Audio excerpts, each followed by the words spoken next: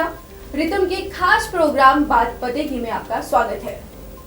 आज हम बात करेंगे पोल्यूशन के बारे में। जैसा कि दिल्ली का लगातार तीसरी बार दुनिया के सबसे प्रदूषित शहरों की सूची में आना काफी चिंता का विषय बन गया है। हाल ही में स्विस संगठन IQ एयर की रेटिंग में दिल्ली दुनिया की 50 राजधानियों में सबसे प्रदूषण वाला शहर रहा।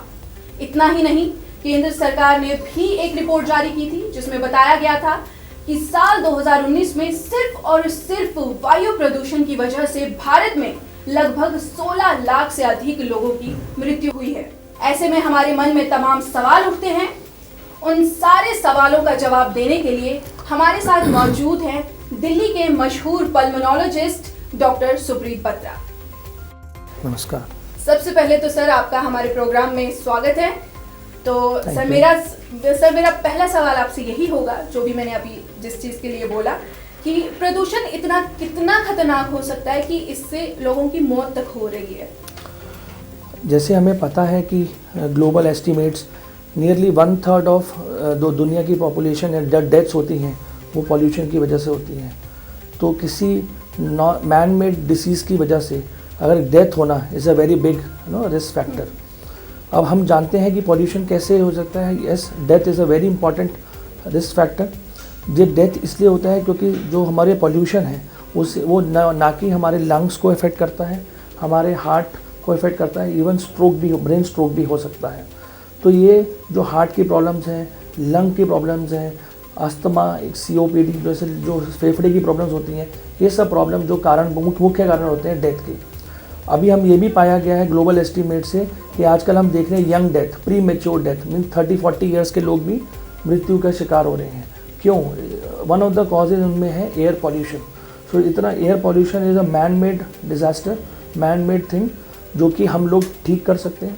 तो इसलिए हमें इसके लिए बहुत चिंताजनक होना चाहिए कि ये इस प्रॉब्लम से लोगों की डेथ्स हो रही हैं all over the world, and not oven adult में, बच्चों में भी। जो इंट्रा यूटाइन मदर्स हैं, प्रेग्नेंट मदर, उनको भी इफेक्ट हो रहा है। जो उनके पेट में बच्चा है वो भी प्रभावित होते हैं, एंड जो बच्चे जो डेवलपिंग एज में होते हैं वो भी। So all ages of people, बच्चे, अडल्ट्स, एल्डरली, सारे अफेक्टेड हैं। एंड पॉल्यूशन की वजह से हमें डेथ भी देखनी पड़ रही है, which is really a bad sign. जैसे कि सर आपने अभी एक CPOD का जिक्र किया अभी अपनी बात में।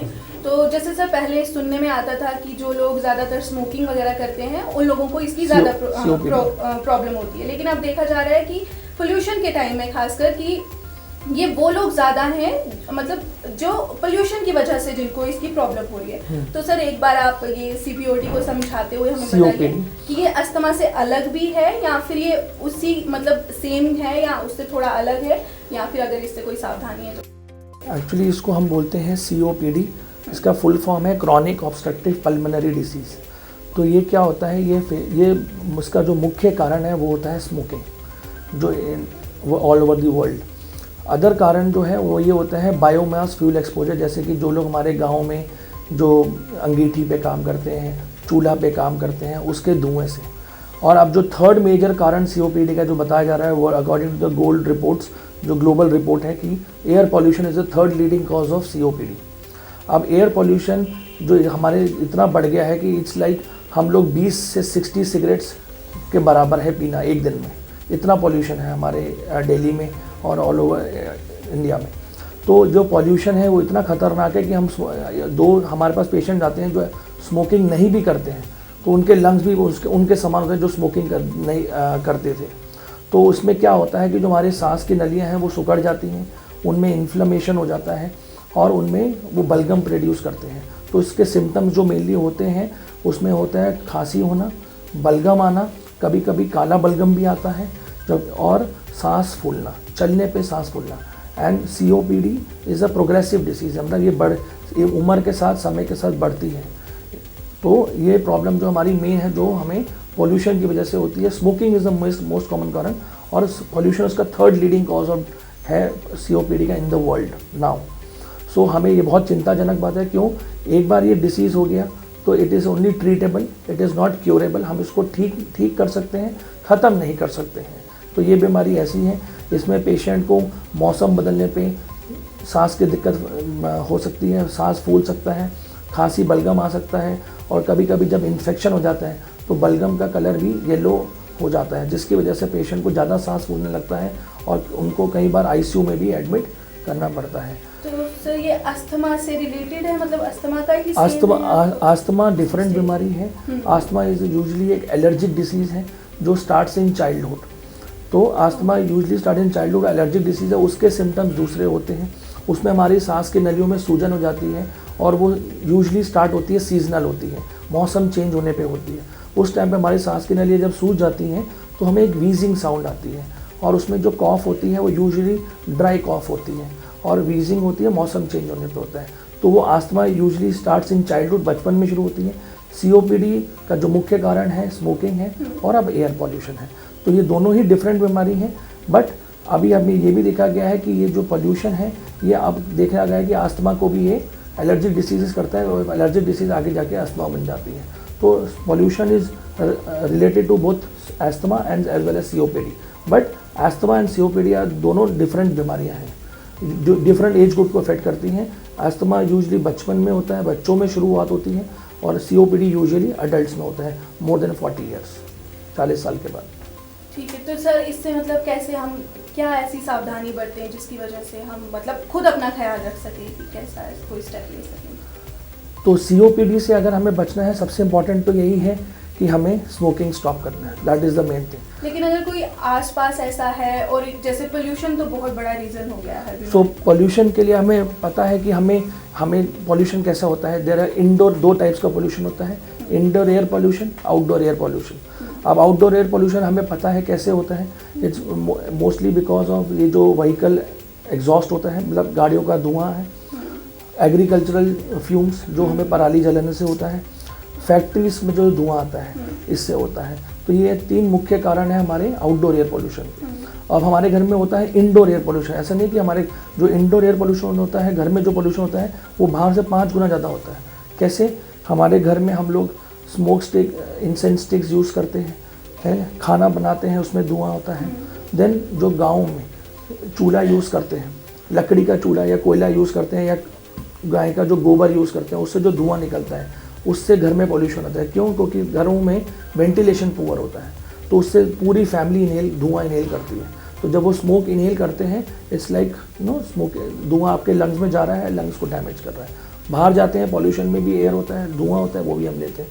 तो outdoor air pollution is different, indoor air pollution is different, but दोनों ही मुख्य कारण हैं for breathing difficulty and COPD. जी सर। तो सर अब जैसे जाहिर सी बात है कि जैसे पोल्यूशन के बारे में बात होती है, एयर पोल्यूशन की बात होती है, तो सब यही सोचते हैं या तो फेफड़ों से रिलेटेड प्रॉब्लम होगी या फिर दिल का दौरा या ऐसी कोई परेशानी होगी, मतलब कि ज़्यादा सांस लेने से जो प्रॉब्लम्स होती हैं।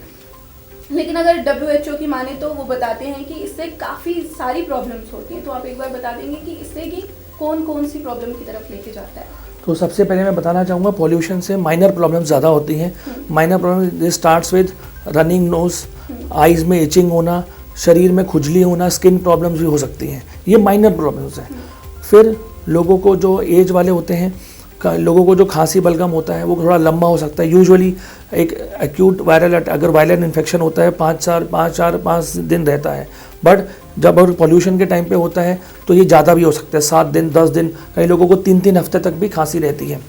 तो ये तो हमारी जो माइनर प्रॉब्लम्स है। इसके बाद मेजर प्रॉब्लम्स हमने जैसे डिस्कस किया, ये सीओपीडी करता है, जिसको हम बोलते हैं chronic pulmonary obstructive disease, chronic bronchitis भी बोलते हैं। उसके अलावा हमारा एम्फाइसीमा लंग्स में होता है, लंग्स में हमारे गुब्बारे बन जाते हैं। आस्थमा और एलर्जिक डिसीजेस करता है। बच्चों में राइनाइटिस, और आपने देखा होगा आंखों लाल हो जाती है, कंजक्टिवाइटिस बोलते हैं। रनिंग नोज ब्लॉक होता है। देन अगर हम इसके आगे देखा जाए, हार्ट प्रॉब्लम्स, क्योंकि जो इसमें पर्टिकुलेट मैटर होता है वो हमारे ब्लड स्ट्रीम में जाता है, तो वो लंग्स को भी इफेक्ट करता है, हार्ट को भी इफेक्ट करता है। तो इससे हार्ट प्रॉब्लम्स, आपने देखा होगा पेशेंट को हार्ट अटैक आ गया है, अरिथमियाज हो गए हैं, ये होता है। इसके अलावा स्ट्रोक एक बहुत इंपॉर्टेंट है, जो हम लोग उसको रूल आउट करें, स्ट्रोक है। किडनी प्रॉब्लम्स, ये सारी प्रॉब्लम्स को इफेक्ट्स हमारे पूरे शरीर के कुछ मेजर अंगों को इफेक्ट करता है पॉल्यूशन। तो ये इसके हमारे स्पेक्ट्रम है, माइल्ड से लेकर very severe, and we also know कि इससे डेथ भी हो सकता है। पॉल्यूशन की वजह से जो हमारे मेजर ऑर्गन्स को अफेक्ट होगा, जिनकी वजह से हमें डेथ भी हो सकती है। तो एक्सट्रीम जो है वो हमारा डेथ है। तो ये हमारे स्पेक्ट्रम ऑफ डिसीजेज हैं जो एयर पॉल्यूशन कर सकता है। तो सर जैसे कुछ लोग होते हैं जो आमतौर पे मतलब डॉक्टर के पास बहुत कम जाते हैं, वो तब मतलब कि ज़्यादा जाए अगर जब तक उनको कोई ज़्यादा बड़ी प्रॉब्लम ना हो तब तक वो डॉक्टर के पास नहीं जाते हैं। तो ऐसे में उन लोगों के लिए कि अगर नहीं जा रहे हैं या अपनी तरफ से ही वो क्या ऐसी अपना ख्याल रखें जिसकी वजह से वो ठीक रह सकें, क्योंकि हर कोई किसी ना किसी रीज़न से या तो बिजी शेड्यूल या कुछ ना कुछ। तो हमें कुछ चीज़ों का बहुत खास ध्यान रखना होगा। जैसे कि हमें पता है अगर एयर पोल्यूशन हमें ज़्यादा है तो हमें AQI लेवल हमें चेक करना चाहिए।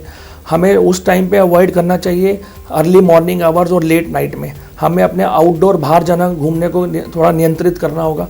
ज़्यादा बाहर घूमने नहीं जाएं। अगर आप बाहर जाना है, कोई ज़रूरी काम है, तो मास्क यूज़ करें। उसके लिए प्रेफरेबली N95 आता है और एंटी पॉल्यूशन मास्क आते हैं, जो यूज़ किए जाए तो वो हमें इन्फेक्शन से भी बचाएंगे और पॉल्यूशन से भी बचाएंगे। फिर हमें फिज़िकल एक्सरसाइज जो है वो ऐसे टाइम पे करनी है कि जब पॉल्यूशन कम हो, या फिर हम इंडोर में घर में रह के एक्सरसाइजेस करें। योगा की बहुत इम्पोर्टेंस है इसके लिए। दूसरी बात, हमें ये घर में अगर हम जो खाना पकाते हैं उस टाइम पे हम वेंटिलेशन अच्छा रखें, एग्जॉस्ट फैन चलाएं, विंडोज़ को ओपन रखें, फ़ैन ऑन रखें ताकि पॉल्यूशन नहीं हो। बच्चों को बचाने के लिए हम उनको यही अवॉइड करें कि वो बाहर कम से कम बाहर जाएं। जब पॉल्यूशन AQI लेवल बहुत ज़्यादा है, इंडोर में ज़्यादा इन्वॉल्व रखें उनको। खाने पीने का बहुत ध्यान रखें, विटामिन रिच फ्रूट्स लें ताकि उनकी इम्यूनिटी अच्छी बने। और कई एल्डरली के लिए हम ये भी बोलेंगे कि वो लोग स्टीम भी लें ताकि वो उनका गला, जैसे थ्रोट प्रॉब्लम होते हैं, गले में पेन होता है, हिचकिच, खांसी वगैरह, तो इसके लिए वो अपना स्टीमिंग लेते रहें। अच्छा पानी पिए, हाइड्रेशन रखें, ये है।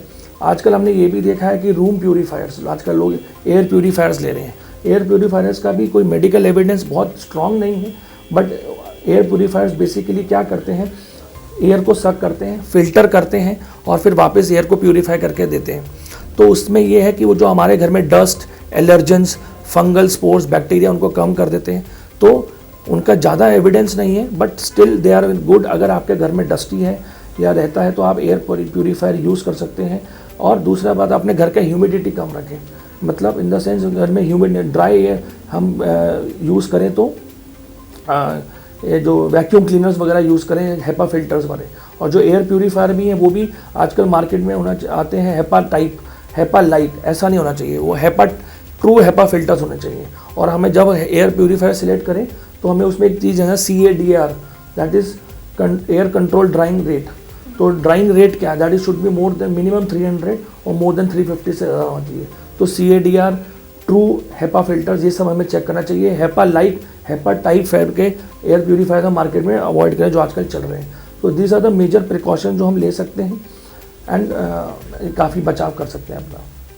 तो सर जैसे कि आपने अभी एयर क्वालिटी इंडेक्स की बात की, तो लेकिन मतलब पूरे साल तो एयर क्वालिटी इंडेक्स का तो रहेगा ही, लेकिन जब ज़्यादा बात होने लगती है कि पोल्यूशन आ गया है, पोल्यूशन इन दिनों चल रहा है, तो एयर क्वालिटी ज़्यादा चर्चा में आने लगता है और लोग बाहर निकलते हैं। आपने जैसे बोला कि चेक करके निकलना चाहिए, तो लोग लेकिन देखते भी हैं और पैनिक भी कर जाते हैं कहीं ना कहीं। तो क्या उनसे मतलब कि इस वजह से कहीं ना कहीं उनकी मेंटल हेल्थ पे कोई असर पड़ता है? सो मेंटल हेल्थ पे ये फ़र्क है ना, क्योंकि हम जब ये बताया कि हमें पता है पोल्यूशन, हम जा रहे हैं बाहर, तो हमें दिमाग में हमेशा टेंशन रहता है। हम सोचते हैं जल्दी घर जाएं, जल्दी वापस आए, तो बंदा स्ट्रेस में रहता है।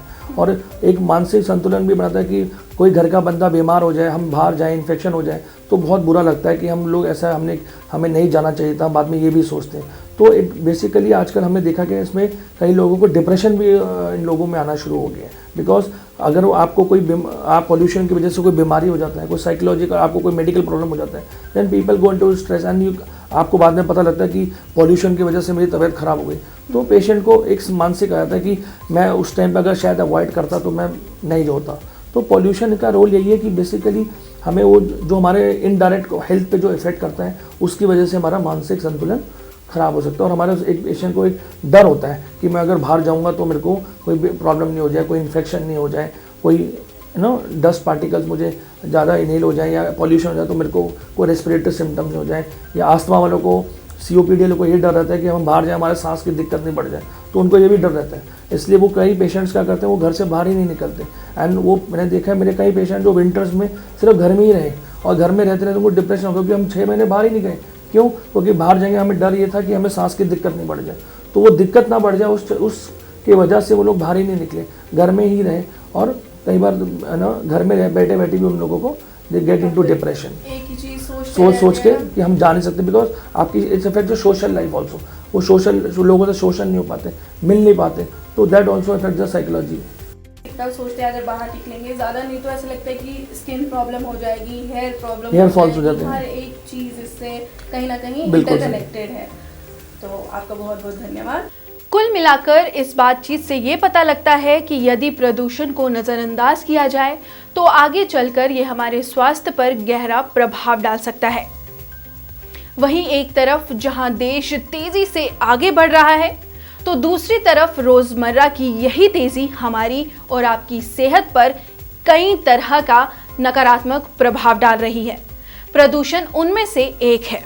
उम्मीद है आपको आपके सारे सवालों के जवाब मिल गए होंगे, लेकिन अगर कोई ऐसा सवाल है जो आपके मन में रह गया हो और हमने ना पूछा हो तो आप कमेंट करके हमें ज़रूर बताएं। हम डॉक्टर से रिक्वेस्ट करेंगे कि वो आपके सवाल का जवाब दें।